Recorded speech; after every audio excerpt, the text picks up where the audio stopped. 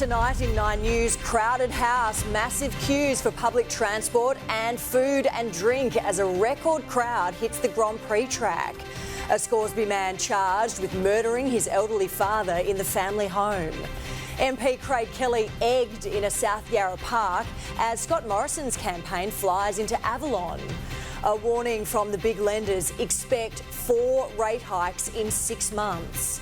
Australian Bushmaster vehicles headed for Ukraine with a promise of more weapons to come. And the Bombers hamstrung. Jake Stringer ruled out with another serious injury. This is Melbourne's 9 News with Alicia Loxley. Good evening. Grand Prix fans have been caught up in a crowd rush. A record-breaking number of spectators overwhelming the public transport network. Hospitality staff at Albert Park are also under immense pressure trying to cater for the masses, with numbers only set to increase this weekend. Adam Hegarty reports. Getting to the track was a race in itself. Melbourne's public transport gridlock. Round the corner for the tram queues! We'll make it one day or another. We'll get there. True fans always make it. On Spencer Street, hordes of racegoers queuing for a tram, testing patience and the city's resurgent positivity. The same every year for Formula One. We're just glad to be part of it. Yeah, we're coming down every day and we're leaving late. Though once there, you've got to be early for food or a drink.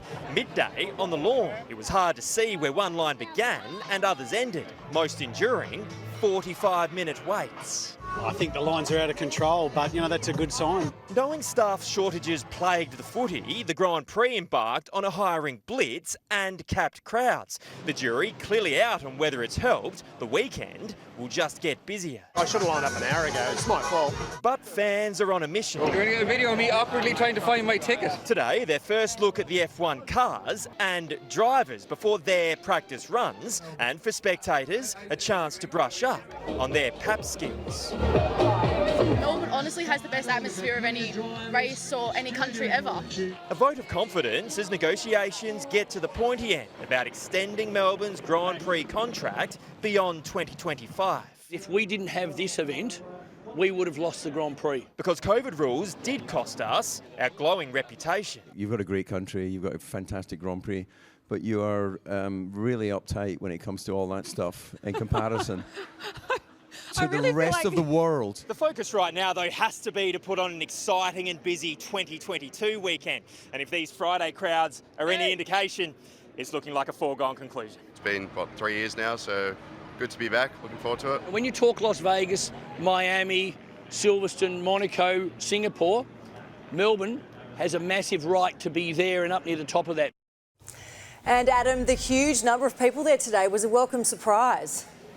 Alicia, absolutely. We'll give you a look here. Look at this crowd spilling out from Albert Park right now. It's been a while since we've seen an event crowd like this spill out into the city and the suburbs on a Friday night. Public transport still in for a tough night as well. A bus queue right over here, and then a much bigger line for the tram line across the road, and obviously a lot of police here, as you can see, at hand to deal with this record crowd. We've got the crowd figures in 112,000 people today. That is a day 2 record, smashing the previous record of 84,000. You guessed it, back in 2019. And Alicia, it is just going to get busier. 130,000 estimated for race day. Unbelievable. All right, Adam Hegarty there, thank you. And many travellers were left lining up just to get into Melbourne for the Grand Prix, with passenger queues stretching for up to 1 kilometre in Sydney. Staff shortages are also being blamed across the board, with Melbourne Airport also bustling. It's taken an hour to an hour and a half to get their luggage coming through. Long queues and delayed. The waiting time was up to an hour and a half to go through security. Holidaymakers are being urged to plan ahead and arrive at least 2 hours early. A 30-year-old Scoresby man has been charged with murder, accused of killing his elderly father inside the family home. Friends of Bill Matthews say he was a gentle soul who tried to help his troubled child until the very end. Crime reporter Lana Murphy. Forced from his father's home after a 90-minute standoff, a 30-year-old man is in the grips of tactical police. Eyes burning from capsicum spray, he's visibly agitated and is about to be charged with murder. The body of his 78-year-old dad was found inside a tiny unit after 11:30 last night. The Nadu Court home teeming with police after a call for help. It all happened so quickly, smashing windows and yelling. A lot of shouting and a commotion. James Matthews barricaded himself inside the property after allegedly killing his frail father. Bill Matthews, a retired antique dealer, football fanatic and popular neighbour, lived alone but was often visited by James. Bill was a lovely guy. He supported his son and as much as he could. Drop meals off occasionally to him and just... Gentle soul. Very grateful for any friendship. Yeah, he's always up for a chat and looking out for our kids and stuff like that. Those who knew Bill Matthews say he was a kind and generous man, but he was in very poor health. He'd recently recovered from COVID and just last week started a new round of chemotherapy for lung cancer.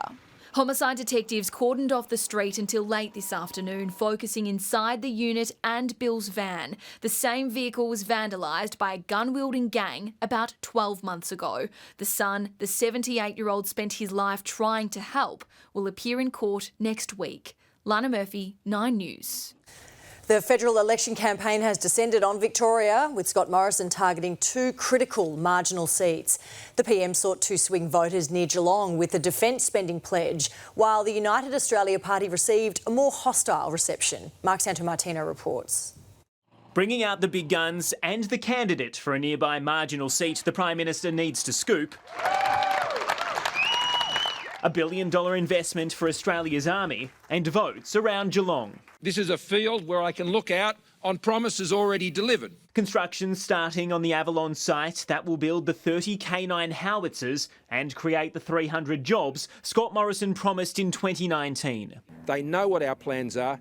They don't know anything about Labor because Labor haven't told them. I'm focused on the shortcomings of a government that is asking for a second decade in office. Labor owns Corio and won Corangamite in 2019 by a little more than 1%.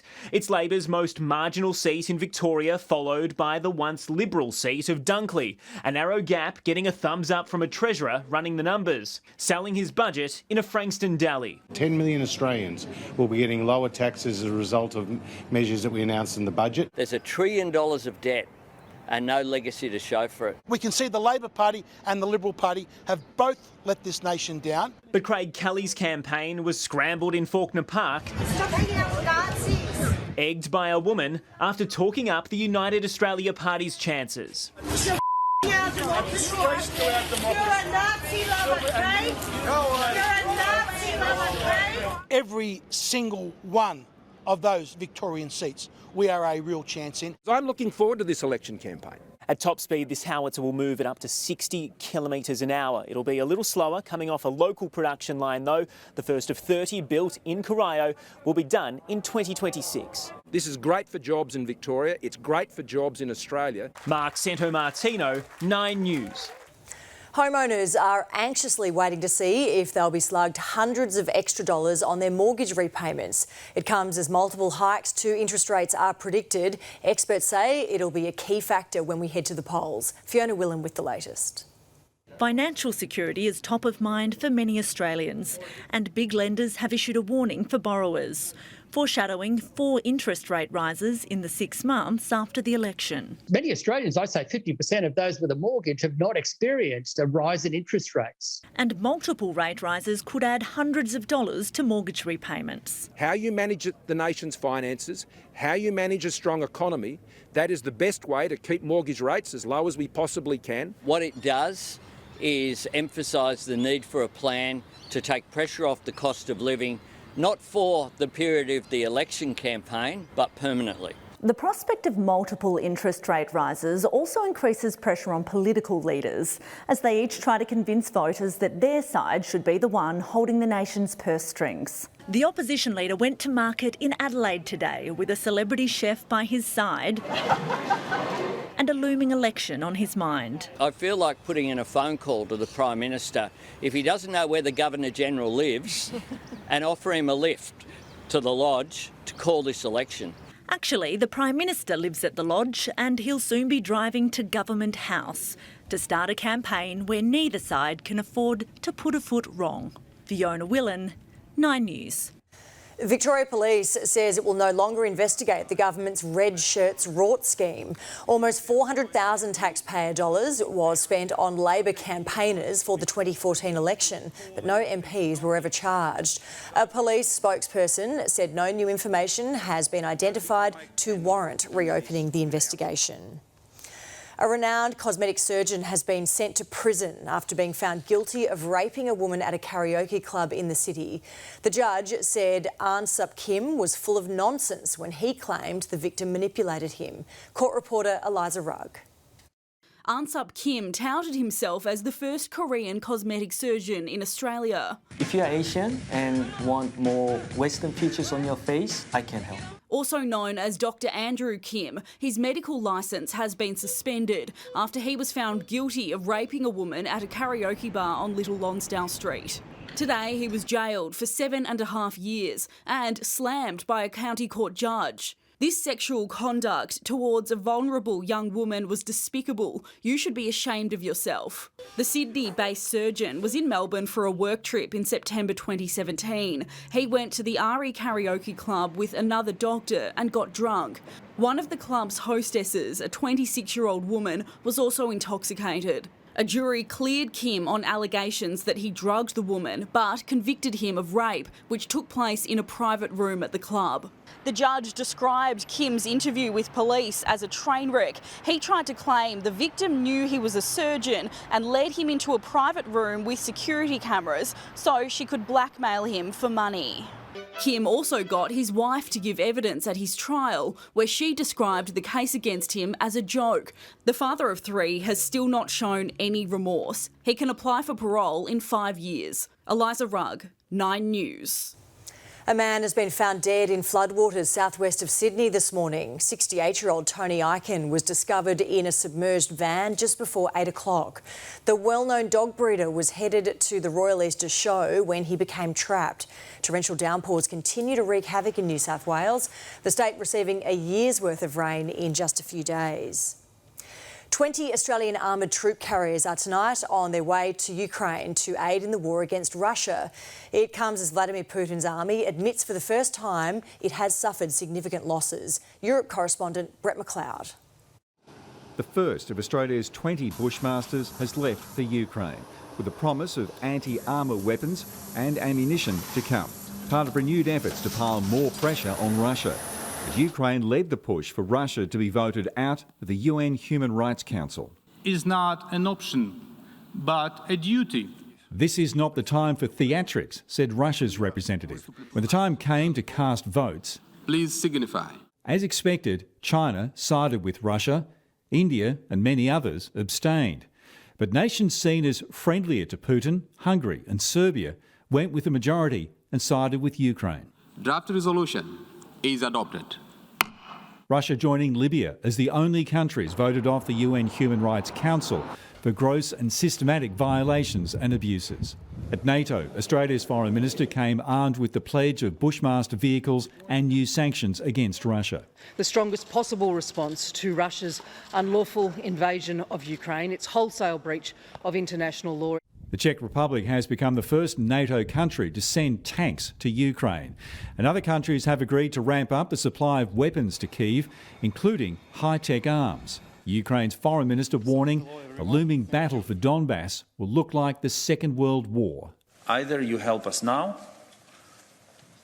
and I'm speaking about days, not weeks, or your help will come too late. The World Health Organization says it's preparing for the worst. From the continued treatment of mass casualties to chemical assaults. In a rare interview with Western media, the Kremlin's main spokesperson denied Russian forces have been humbled by Ukraine. It's a humiliation, really, isn't it? No. It's a wrong understanding of what is going on. But he indicated for the first time Russia's losses are greater than have been officially revealed. How many troops have you lost? We have significant losses of troops, and it's a huge tragedy for us. But as investigations continue into the many war crimes Russian troops are accused of, video footage geolocated to west of Kyiv appears to show Ukrainian troops executing 2 badly wounded Russian soldiers.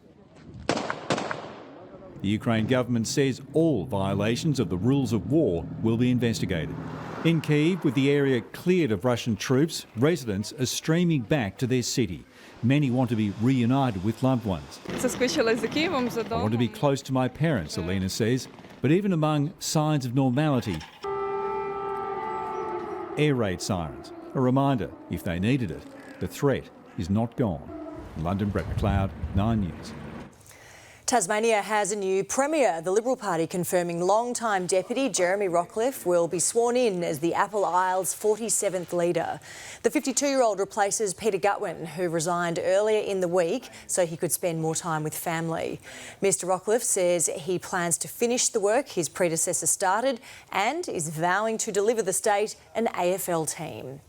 All right, now with tonight's sport from Kardinia Park, here is Tony Jones. Thanks, Alicia. A couple of teams here, Premier material too. You would think it's going to be a terrific match here. It's the Cats hosting the Lions. We'll preview that a little later on. But in breaking news, another big injury setback for Stringer.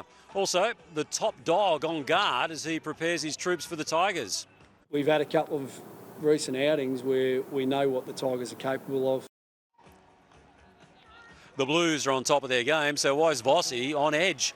The latest on heart concerns for Ollie Wines. Aussie Cam tames the beast that is Augusta, while Tiger also shows some fight, and the F1 star living life in the slow lane. That's all coming up, Alicia, a little later on, live from Kardinia Park. All right, look forward to that, Tony. Thanks so much. Ahead in 9 News, parking mad. Melbourne traders furious as their new outdoor dining spaces make way for car parks. A Melbourne man jailed for hurling a wine bottle over a Singapore balcony. And a legal bid fails for accused wife killer Chris Dawson. He will stand trial for murder.